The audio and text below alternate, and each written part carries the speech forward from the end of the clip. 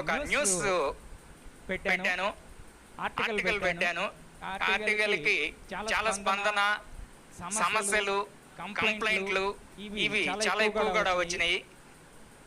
ఈ ఆర్టికల్ చూసి చదివి మా బాధ అదే సార్, ఎవరు దీన్ని ఎదుర్కొంటారు, ఎదుర్కొనేవాడు ఎవరు లేరు అని నేను చెప్పాను. మేము ఉన్నాం, నాగూర్ గారు కానీ మేము కానీ అడే చెప్తున్నాం. ఈ సమస్య అంటే మా కరుణాకర్ గారు చెప్పారు, ఇదే ఒక 5 నెలల క్రితం అనుకుంటా, నేను హాస్పిటల్ పోకముందు ఆఫీస్కి ఆడిషన్స్ జరుగుతుంటాయి. నా మూవీకి వచ్చారు. సమ్ పేరొద్దు అంటే నేను ఇంతవరకు చూడలే. మా టీం అక్కడ ఉండే డైరెక్టర్స్ కానీ ప్రొడ్యూసర్స్ కానీ ఎవరు చూడలే. సార్ నేను నంది అవార్డు గ్రహీతని అని అన్నారు. సూపర్, మంచిదేనండి, కూర్చోండి అన్నాను. సరే దేని మీరు ఏం చేసి, నేనేం చేయలేదు అన్నాను. సరే నంది అవార్డు దేనికి వచ్చింది అని అంటే, షార్ట్ ఫిల్మ్స్ ఏమైనా చేశారా, అబ్బాయి ఏం చేయలేదు అని. మూవీస్ ఏమైనా చేశారా, అబ్బాయి ఏం చేయలేదు. నంది అవార్డు ఎలా వచ్చింది అంటే 3,000 పెట్టుకున్నాను అని అన్నాడు. ఓకే సూపర్, పక్కన పెట్టేసుకున్నాం. ఇప్పుడు చాలా మంది ఇంకొక అతను ఇక్కడే ఉన్నారు, వద్దు పేరొద్దు, ఇక్కడే ఉన్నారు, ప్రజెంట్ ఉన్నారు, నాకు ఎదురు కూర్చొని ఉన్నారు. మీరు ఎన్ని సినిమాలు చేశారు సార్ అన్న. నేను దాదాపు ఒక 100 పైన చేశాను సార్. ఎన్ని అవార్డ్స్ వచ్చినాయి అని. నాకేం రాలేదు సార్ అన్న. అంటే మీ దగ్గర డబ్బులు ఉన్నాయా లేవా అని అడిగా. నాకు నేను పేద కళాకారుని సార్, వాళ్ళు ఇస్తే తీసుకుంటున్నాను, చేస్తున్నాను, సబ్జెక్ట్ నెట్ పోయి చేసేసి వచ్చుకుంటున్నాను. అంటే ఈయన దగ్గర 3,000 కాబట్టి నంది అవార్డ్స్ 100 పిక్చర్లు చేశాడు, కానీ ఏమీ చేయలేదు, ఎటువంటి షార్ట్ ఫిల్మ్ చేయలేదు. నంది అవార్డు వచ్చింది, నేను నంది అవార్డు గ్రహీతను అన్నారు. ఇది ఎంతవరకు సబబు అనేది మీరు ఒకసారి చూడండి. ఇటీవల ఒక యాడ్ చూశాను, 1,500కి అవార్డ్స్ ఇవ్వబడును, 1,500 మా దగ్గర కట్టినచో మీకు సినిమా అవకాశాలు ఇవ్వబడును అని ఆర్టికల్ ఒకటి చూశాను ఇటీవల. అంటే నేను ఉదయాన్నే 2 రోజులైంది, మా తమ్ముడు చూపించాడు, 2 రోజులైంది. అన్నయ్య చూడు అని అన్నాడు, 1,500కి అవార్డు ఇచ్చి సినిమా అవకాశం 100% ఇవ్వబడును అని చెప్పి. ఇది ఒక సంస్థ సొసైటీ రిజిస్ట్రేషన్ జరుగుతుంది అని అంటే, ఆల్మోస్ట్ రంజిత్ గారికి చాలా సొసైటీల రిజిస్ట్రేషన్స్ ఉన్నాయి, సంస్థలు ఉన్నాయి. ఫ్రీ మనం కాలంలోనే పెడతాం. అవార్డు ఇచ్చేటప్పుడు నేను ఫ్రీగా కళాకారులను గుర్తించి, వాళ్ళు చేసే సేవలు గుర్తించి, వాళ్ళు ఎన్ని సినిమాలు చేశారు, ఎన్ని అంటే ఈవెన్ షార్ట్ ఫిల్మ్ చేసిన వాళ్ళు కూడా ఇవ్వచ్చు. మనం ఇన్ని గమనించి నేను ఉచితంగా అవార్డు ఇస్తాను వాళ్ళ సేవల్ని, అంటే ఎంకరేజ్ చేయడానికి.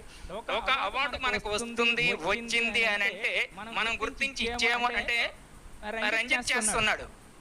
కళాకారులను గుర్తించి వాళ్ళు ఎన్ని చేశారు, ఎక్కడ వాళ్ళకి గుర్తింపు, ఏ మూవీలో ఎక్కువ గుర్తింపు వచ్చింది, లేదా ఏ సేవలో గుర్తింపు వచ్చింది, ఏ కార్యక్రమం చేయడం వల్ల వచ్చింది, వాళ్ళకి గమనించి తనకి స్పాన్సర్స్ ఉన్నారు కాబట్టి వాళ్ళ చుట్టూ తిరిగి వీళ్ళ దగ్గర ఎటువంటి పైకం తీసుకోకుండా అవార్డ్స్ ఇస్తున్నాడు.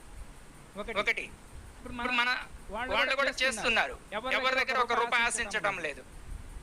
ఇప్పుడు 1,500కి సినిమా అవకాశం అవార్డు, వాడు ఏమి చేస్తాడో తెలియదు, ఎక్కడ ఉన్నాడో తెలియదు. ఇంకొకటి లేటెస్ట్ 2,000కి డాక్టరేట్ ఇవ్వబడును అని చెప్పారు. ఇప్పుడు 2,000కి డాక్టరేట్ ఇవ్వబడును అని అంటే ఒక పిక్చర్ కలెక్షన్ 5,000 వస్తుంది.